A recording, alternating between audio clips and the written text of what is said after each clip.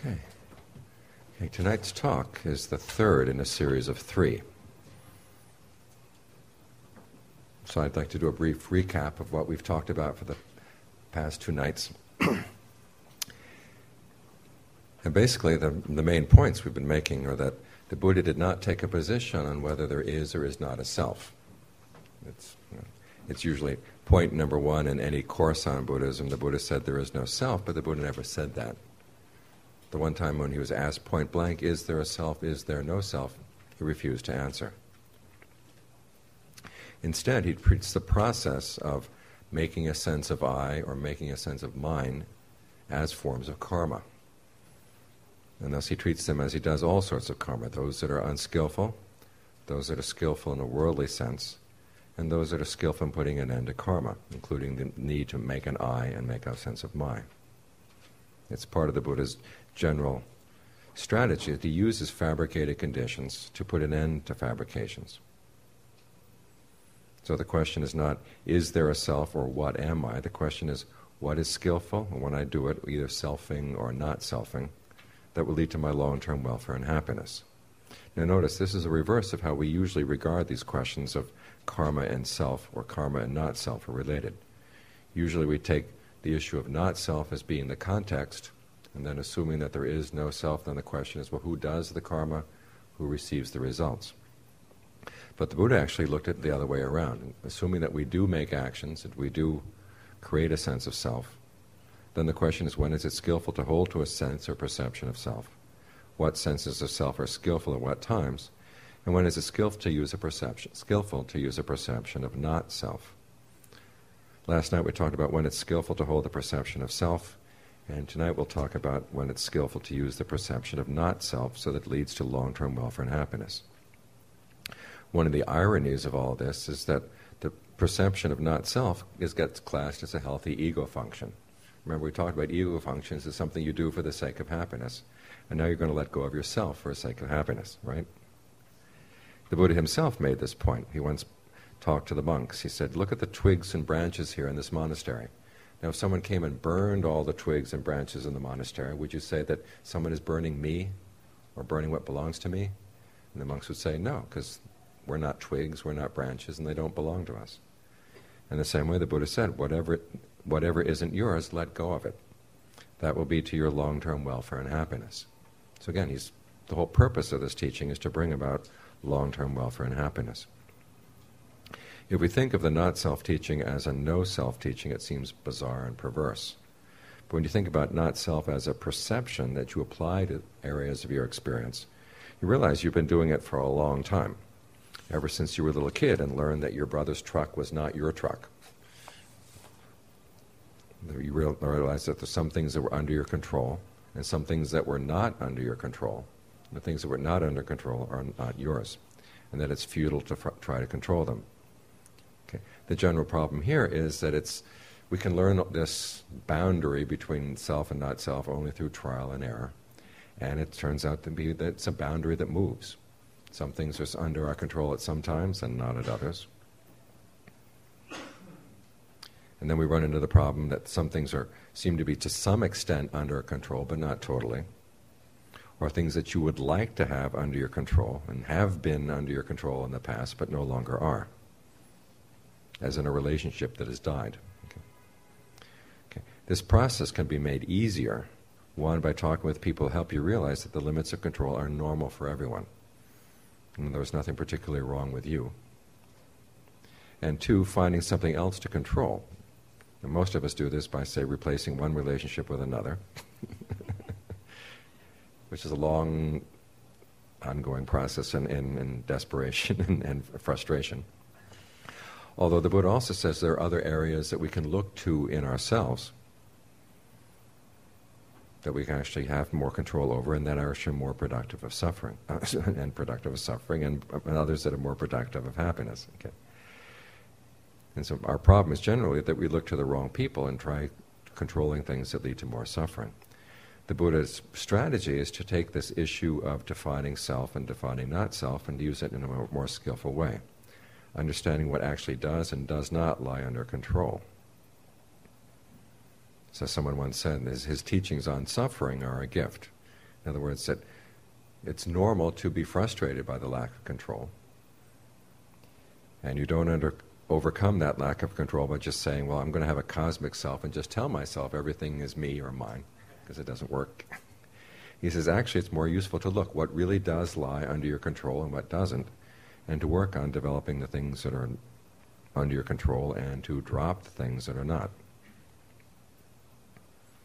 Now, when he talks about applying the perception of not-self, he does so in line with the fact that he also teaches two levels of right view. There's the right view that leads to mundane happiness, and there's a right view that leads to transcendent happiness. And he approaches the not-self teaching in two different ways. So he teaches about two levels of control and two levels in which this perception of not-self is best used. The first level of right view, the mundane right view, looks at things in terms of what's skillful and unskillful karma when judged in terms of the results in the process of what he calls repeated birth and death. Okay. Now, birth and death here operate on two levels. There's the momentary birth of the ego and the death of the ego. And then there's the birth and death of the human being. And as I said earlier, when the Buddha talks about not self, it's in the framework of karma. And when you talk about karma, you have to eventually talk a little bit about rebirth, okay?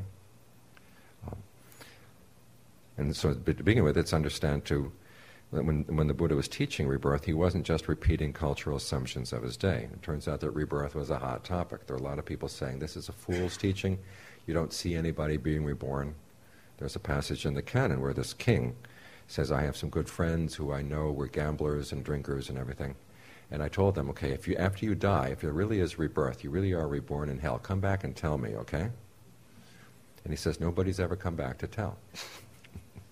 I have some friends who are kind and generous and virtuous, and I tell them, hey, if you really are reborn in heaven, come back and tell me. Nobody's come back. And so there were a lot of people who did not believe in the process of rebirth. So when the Buddha did take sides on the issue, he was basically taking a stand on what was a controversial topic. But he also did it in a novel way. He didn't assume a permanent self that takes rebirth. He simply talked of rebirth as a process. He said basically it's a process of clinging and craving. What gets reborn? He doesn't say what gets reborn, but he says the process of how rebirth takes. It depends on clinging and craving. You ask yourself, do I have any clinging and craving in my mind? And he says, yes. Okay, then you've got the possibility of going on and being reborn after you die.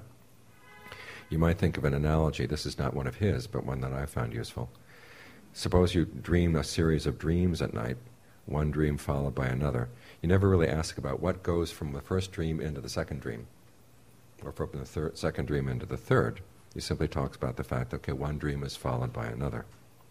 The Buddha never said that he could prove rebirth, but he did offer it as a useful working hypothesis, and saying that if you take this as a working assumption, you find that it will lead you to be more and more skillful in the way that you live, and eventually, as you develop that skillfulness, you find that the teaching actually is true. You'll be able to prove it for yourself toward the end.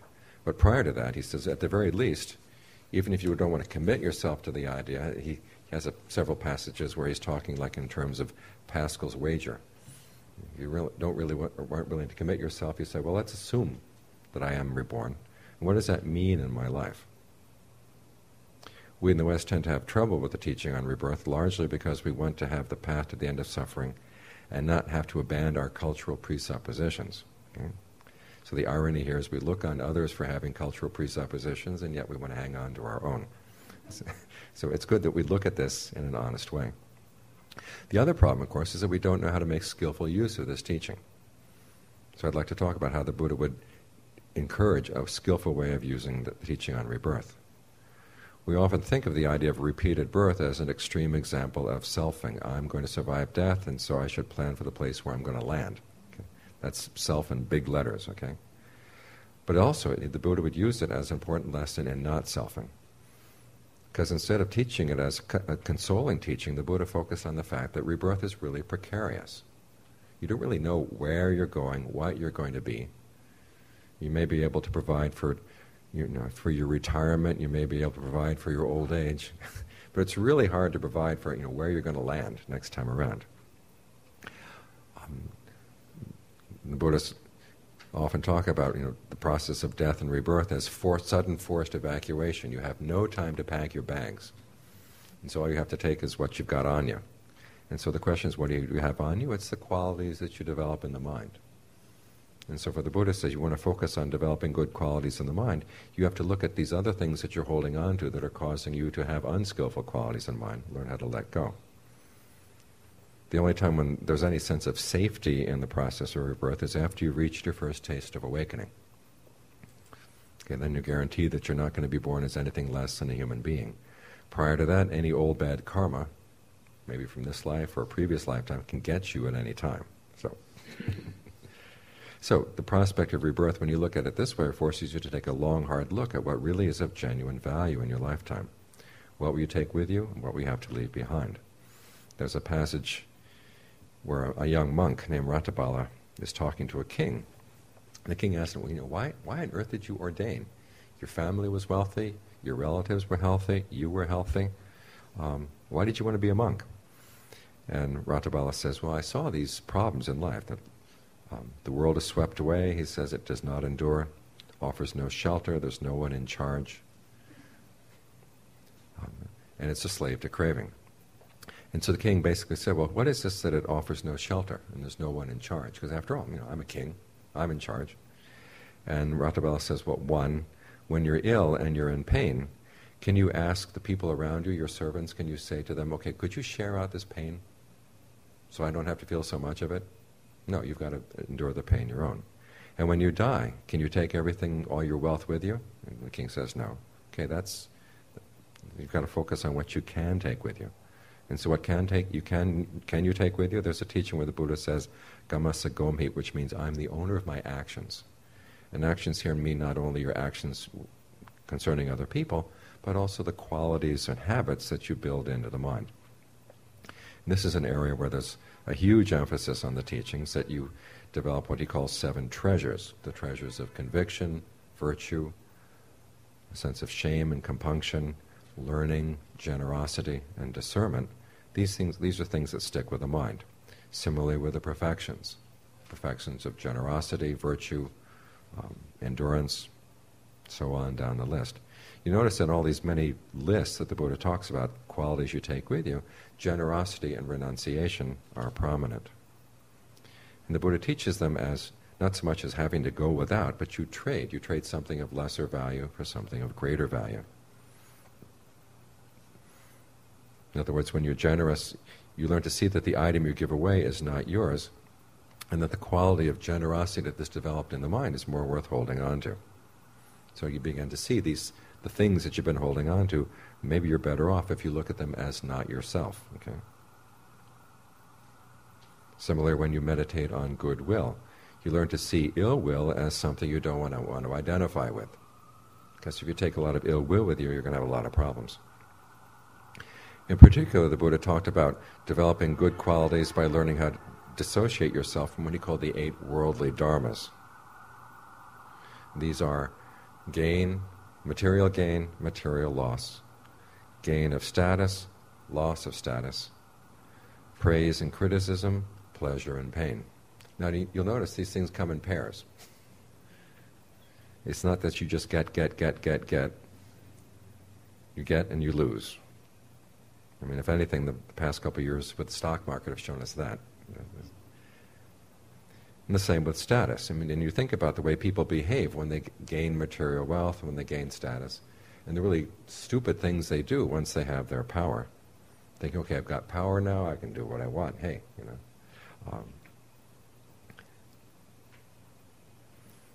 But when you look at the fact that these things come your way for a while and then go away, the question then becomes, okay, when they come, what's the best use I can gain out of my wealth? When my wealth goes, what good lessons do I learn? For one thing, you learn who your friends are. It's the same with status and loss of status. When you gain status, okay, you've got it briefly. What's the best that you're going to do with it?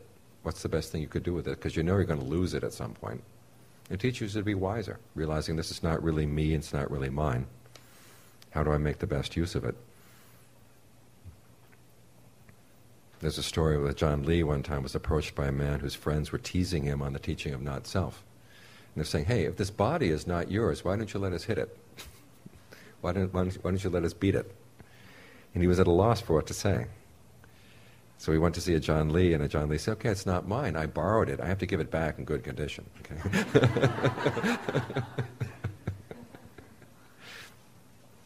So when you lose your wealth, how do you give it back in good condition? Okay, you've used it for good things, and then when the time when you have to lose it, okay, you don't have any regrets because you got the best use out of it while you had it. The same with status. When you lose your status, John Lee has a great line. He says, if they call you a dog, remember that dogs have no laws. When you have a position, you have to behave in a certain way, you have to observe certain responsibilities, but when you don't have that position anymore, you don't have those responsibilities. So there's actually a positive side for both gain and loss. Okay. When the Buddha has you think on the topic of rebirth, he said it helps you to overcome attachment to wealth, disappointment, and grief, because you can remind yourself that whatever extremes of wealth there have been, you've actually experienced that already. Whatever extremes of poverty there are, you've experienced those already as well. You've been through this many, many times. And as for grief, he says the number of times you have lost your relatives is without number. Okay. And thinking this way helps you to overcome your petty resentments and your pride. Now, when you think about basically investing in your future in this way by trying to develop good qualities, it's not just an exercise in delayed gratification. You gain a sense of self in the present moment that's based on a desire always to learn to do what is skillful, always ready to learn from your mistakes, and that's a really healthy sense of self. It's a really good state of mind to dwell in. Contemplation of this nature helps lead you to a sense of empowerment, which we talked about last night, the power that you do have to shape your life. But it also requires heedfulness. You have to be careful in how you order your priorities, that you can't hold on to things that are going to leave you. But eventually it leads also to a sense of disenchantment. And the Pali word for disenchantment means literally that you don't want to feed on things anymore. Okay. This combination of empowerment, heedfulness, and disenchantment is a healthy one. For the one hand, you just don't give up at the beginning. Instead, you develop your powers, you push against those characteristics of what's inconstant, stressful, and not self, and you find that a measure of happiness can be found in that way. You develop discernment and wisdom in deciding what's really important in life and which sorts of happiness are more valuable than others. But then you begin to run up against the limitations of that happiness, the limitations of that sort of activity. You work hard to get good things, but then you have to give them away. Okay? You gain a good lifetime, but it also inevitably involves aging, illness, and death. Even heavenly beings have to die. And you also see that comfort can usually lead to heedlessness. People get it easy and things get nice, and they start saying, hey, this is pretty good. I've arrived. I don't really have to care about how I behave anymore. And so that whatever sense of sort of inner treasures you've built up over this time, even those are not all that secure. When you take this long-term view, it makes the idea of planning a really nice narrative, and you see this a lot in Asia. I once knew a woman who had built a really nice little hut in the monastery there, and it was a forest monk hut. And I said, boy, you really are, you're building your little palace here for your next lifetime. She said, oh, no, I've already built my palace for the next time. It's a really nice hut down there in the city, This is just my little vacation hut for my next lifetime, okay? But when you begin to think about, okay, how long is that vacation hut going to last her in her next lifetime? You begin to realize that it seems petty. Because after all, the Buddha talks about how over the course of your many lifetimes, the amount of number of tears you've shed, or the amount of water you've shed in your tears is greater than the water in the oceans. Or even the amount of blood you've shed from being beheaded over those many lifetimes is more than the water in the oceans. Go look out at the New York Harbor tomorrow morning and think about that. I mean, you've lost that much blood by having your head cut off, how many times in the past lifetimes. And these realizations can cause you to start looking for release. And it's this point that we're ready for the next level of right view, which is looking at things in terms of the Four Noble Truths. In other words, looking at, okay, what in the mind leads to suffering and what can be done to put an end to suffering. The Buddha's analysis of suffering under the Four Noble Truths talks about 5 clinging aggregates, with the emphasis on the word clinging here. You cling to your form, the body. You cling to feelings of pleasure and pain. You cling to perceptions, which are the labels you place on things, the way you identify things in the world. You cling to mental fabrication, which are all the thoughts that you create around the world. And you cling to your consciousness. Now, each of these aggregates, we tend to think of them as things, but they're actually activities. Clinging is an activity. The aggregates are all activities. And they all involve intention. Clinging involves intention. So for the Buddhist teachings in terms of the Four Noble Truths, especially the truth on suffering, comes down to the fact that you can put an end to suffering by changing your intentions. Okay. Also, remember the point that we made the other night, that when the Buddha talks about clinging, it's a metaphor for the activity of feeding on something. Now remember, the mind does not have hands that it holds on to, and it doesn't have a mouth that feeds. But basically, for the Buddha, the image of clinging means it's something you do again and again and again as finding a means for happiness. Of course, this can have its problems, because we find a certain sort of happiness which seems to be okay, but it's going to cause bad results down the line. One of the most extreme examples I know about is that they one time found what the pleasure center is in the brains of mice, and they put a little electrodes in there, and then they had this little buzz bar that they could touch with the electrodes, and the mice had food and they had really nice cages and everything, but they spent all their time buzzing against the bar until they died. I mean, they wouldn't even eat. They just kept buzzing and buzzing and buzzing to get that happiness. And so you realize that sometimes your approach for happiness and clinging to things is going to cause trouble. It may not be that extreme, but you look at the world around you and see all the harm that comes from people clinging to very unskillful ways of to find happiness. Now the Buddha's approach is to turn the aggregates into a path. Instead of just clinging to them, you learn how to do these activities in a more skillful way. And particularly you do this to give it something good to feed on as you develop strengths of conviction, persistence, mindfulness, concentration, and discernment. And particularly he talks of concentration as a form of good feeding for the mind. In other words, you take the form of the body, like we did just now with the breath, make that your object, try to induce feelings of ease, rapture, pleasure. You hold on to the perception of breath filling the body. You think about and you evaluate the breath, that's a form of fabrication. And you're conscious of all this. So you're taking those 5 aggregates and you're turning them into your path. Now, at this level of the practice, the teaching on not-self means you learn how to look at your distracting thoughts that come up in your meditation as not yours, that you don't have to go along with them. This is where I think the image of the committee is a useful one. Different members of the committee are offering different thoughts for you to think about as you're trying to meditate, and you say, no thanks, not tonight, not right now. And as you get more and more skilled in the meditation, you learn to look at forms of pleasure that lie outside of a concentrated mind as being not worth pursuing. Back in the 1950s, when they were concerned about Thailand's becoming communist, American advisors went in, they sent sociologists, anthropologists to look into Buddhism to say, what can we, what is there in Buddhism that's conducive to keeping Thailand, on our side? And they found one of the things that they really worried about was that these teachings on contentment and finding happiness inside, this is really bad for capitalism. And so they actually asked the monks to stop teaching those topics. Fortunately, the Thais had a sense of humor, and they said, right, okay. But it's interesting to think about that as you're trying to find happiness inside, that you're actually going against the economic order here. Anyway, to get back on topic. Okay. Now, as you get more and more skillful in your practice of concentration, your sense of skill matures and grows more subtle. Your sensitivity to what is stressful and not stressful in the mind will grow more subtle as well. And at this point, you find that your standards for what really qualifies as happiness and pleasure grow more and more demanding.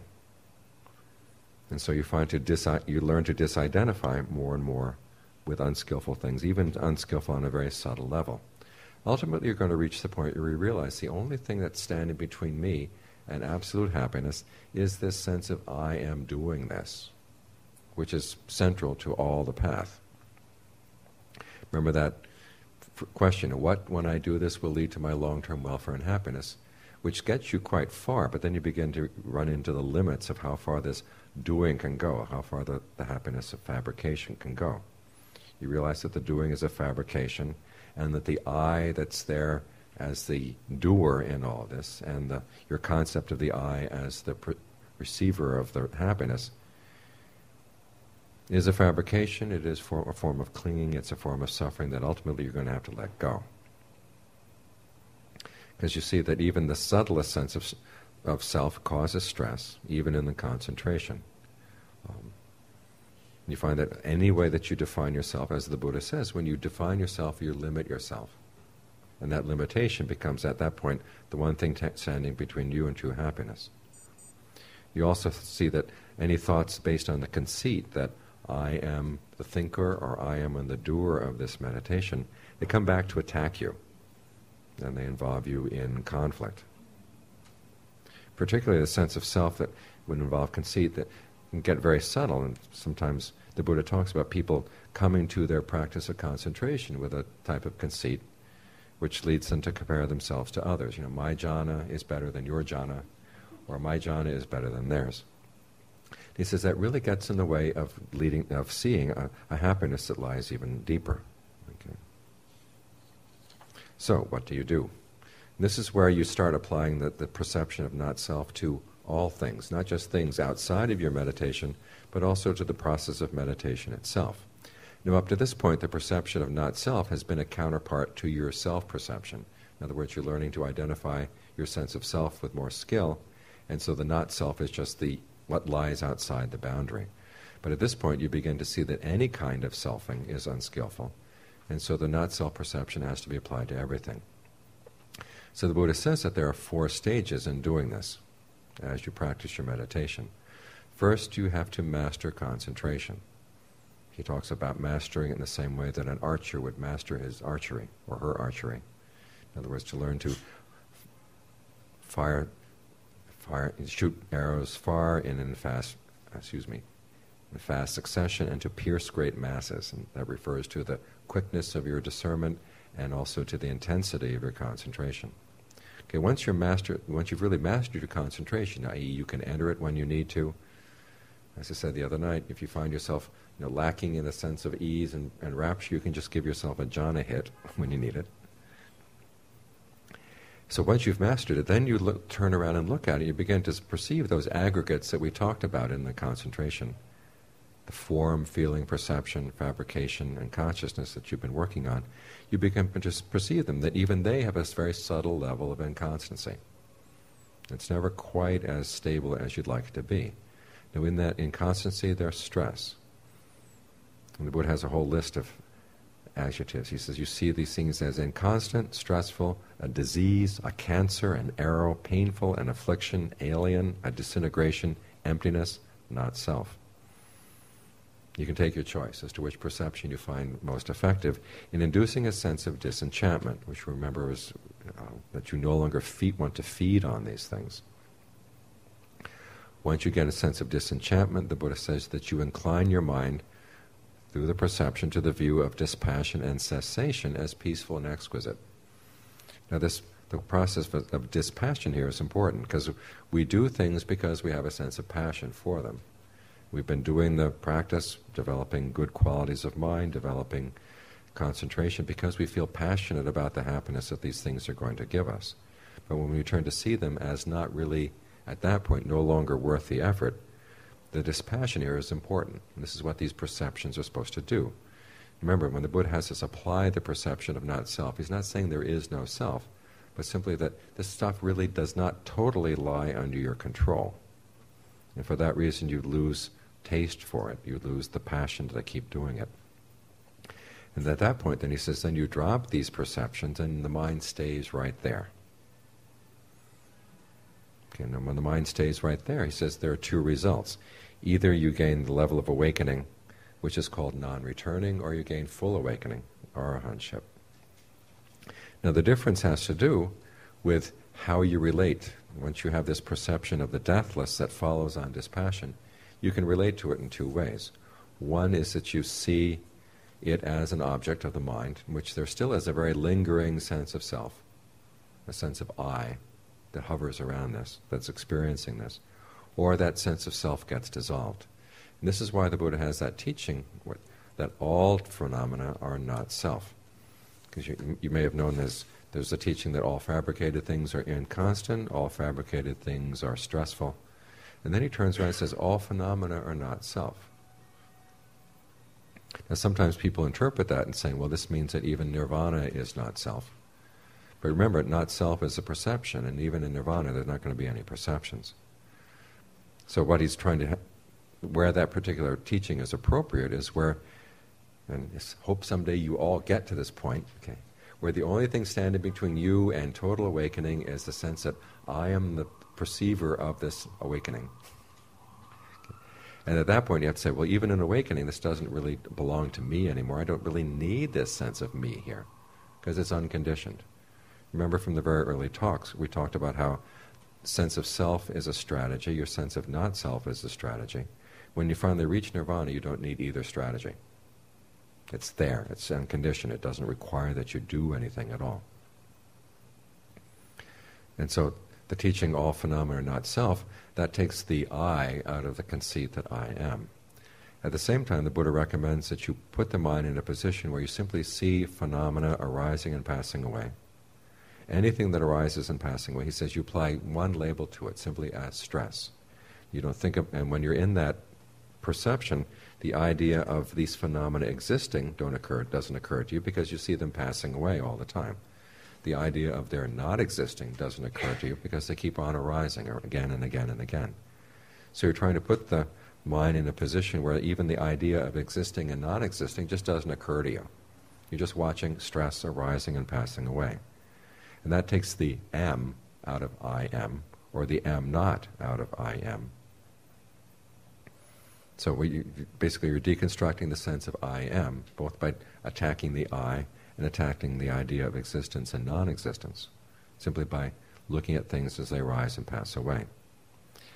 And at this point, the Buddha says, you simply look at these things as stress. Now remember that in the duties of the Four Noble Truths, the duty with regard to stress is simply to comprehend it to the point of dispassion. So all the duties of the Four Noble Truths, comprehending stress, abandoning its cause, realizing its cessation, and then developing the path to its cessation, at this point all get reduced to one duty, which is simply comprehension to dispassion. At this point, you let go. And at the point the Buddha says the Arahant has transcended even dispassion, which is the highest Dharma. In other words, you're beyond all Dharmas, you're beyond all phenomena at that point. When the mind has reached this point, there's no longer any need for any producer, any consumer, any hunter, or any feeder of happiness, because you found the ultimate happiness. You look in the writings of Ajahn Mahabua and Ajahn Lee, and they both say very clear that in awakening then the perceptions of either self or not self, they no longer apply.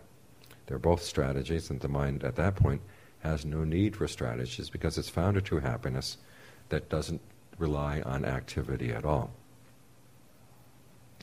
Or as Ajahn Sawat, one of my teachers once said, when there's the experience of deathless happiness, you don't really care who's experiencing it. The question doesn't really occur to you. It's no longer an issue. The experience is sufficient in and of itself. Okay, what we've been describing here is a special form of consciousness that's not related to the six senses. And so there's a freedom even from being involved in space and time at that point. But once there's the experience of awakening, there is a return to space and time. But that sense of freedom carries over. So even though the Arahant still can feel things, see things, hear things, their experience of the sensory world is very different from that of ours. There's an image that's given in the Majjhima Nikaya. Josh, it's at Majjhima 146, okay? Where Nandaka, a monk who's been teaching a group of nuns, asked them, okay, suppose that you had a cow, and there was skin on the cow, And you go through and you cut all the tendons and connective tissue that connect that skin to the cow. Okay, and then you put the skin back on. Okay, now would it be connected the same way it was before? He says, no. Even though it's very close to the cow, it's right next to the cow, there's not that sense of connection. In the same way, he says, okay, once your discernment has cut all clingings and attachments, okay, then even though you experience the six senses, it's a sense of being disjoined from them. In other words, they're there, but you're no longer involved. So you can still function, but there's not that sense of being sort of the object or the subject of these sensations. And at this point, there's no longer any obsession with any of this stuff, and so there's no longer any limitation at all. You're not defined by anything. You can't be described in any way. That's the kind of freedom the Buddha is talking about, and that's the kind of happiness that can be attained through using the perception of not-self. So to basically give a recap of the stages, the Buddha talks first in the sense of finding happiness on the mundane level, realizing that this is not just a one-life proposition. Okay, it's a long-term proposition. And so you have to ask yourself, what are your sense of priorities here? What really is important in life? And the Buddha says, it's like an evacuation. Suddenly you say, okay, fire is sweeping through your building, you've got to jump, you've got to go right now. Okay, you can't take any luggage, all you can take are the qualities of mind. And you think about, immigrants coming to America when they had to leave suddenly, they came with their skill sets. And so it's your skill sets that you carry over to the next lifetime. So what skills do you want to develop?